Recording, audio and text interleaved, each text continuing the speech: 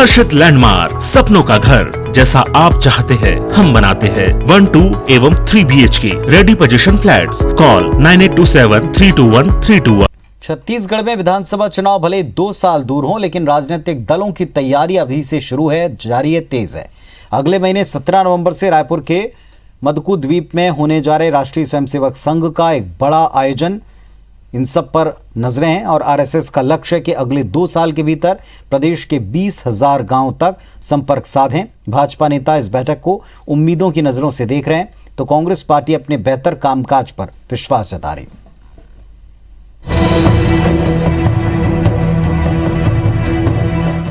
Mission 2023 RSS बनाएगा BJP के पक्ष में माहौल।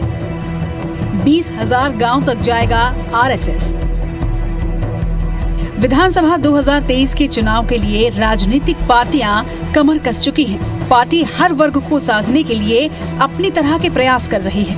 आरएसएस भी अब छत्तीसगढ़ में बीजेपी के पक्ष में माहौल बनाने की तैयारी कर रहा है। असल में रायपुर से करीब 80 किलोमीटर दूर मदकू द्वीप में 17 नवंबर से राष्ट्रीय स्वयंसेवक संघ का एक बड़ा कार्यक्रम होने जा रहा है। 2 दिनों तक चलने वाले इस कार्यक्रम में संघ प्रमुख मोहन भागवत शामिल होंगे। लिहाजा ये कार्यक्रम अपने आप में एक बड़ी राजनीतिक हलचल को अभी से जन्म दे चुका है। राजनीतिक विश्लेषक इसे सीधे सीधे 2023 के विधानसभा चुनाव की तैयारी से जोड़कर देख रहे हैं। संघ के पदाधिकारियों की माने तो अगले 2 सालों में प्रदेश के 2,000 गांव तक पहुंचने का लक्ष्य रखा गया है। जाहिर है इसके जरिए प्रदेश के हिंदू समाज को एकजुट करने की कोशिश होगी और इसका फायदा कहीं न कहीं अगले चुनाव में भाजपा को मिलता दिखेगा। प्रदेश भाजपा के बड़े नेता भी ये मान रहे हैं कि आरएसएस के कार्यक्रम सदैव बीजेपी को दिशा और दशा देते आए हैं। तो छत्तीसगढ़ में घलो संघ के कार्यकर्ता गांव-गांव जाही और जोन गांव में संघ नहीं पहुंचे हैं, संघ के स्वयंसेवक पहुंच गए हैं लेकिन संघ के शाखा नहीं लगत है, तो वहां संघ के शाखा लग जाए, संघ के स्वयंसेवक का विस्तार हो जाए, ताकि समाज में जो विसंगति आज है उन विसंगति दूर करे के काम संघ के है।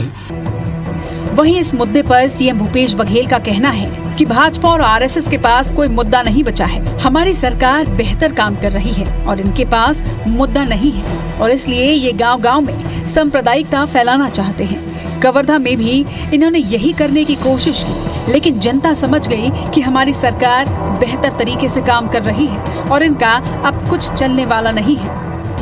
भारतीय जनता पार्टी के पास अब कोई काम नहीं है, आरएसएस के पास कोई काम नहीं है। छत्तीसगढ़ में किसान के साथ न्याय हो रहा है, मजदूर के साथ न्याय हो रहा है, आदिवासियों के हितों की रक्षा हो रही है। छत्तीसगढ़ में उनके पास अब कोई मुद्दा नहीं बचा।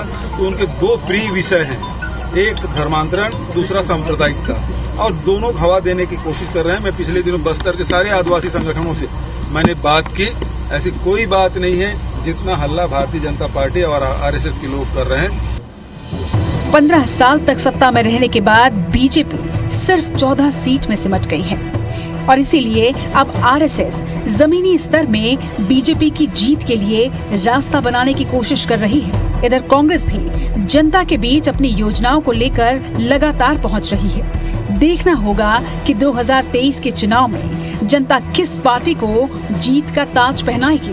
राजेश राज के साथ ब्यूरो रिपोर्ट IBC 24।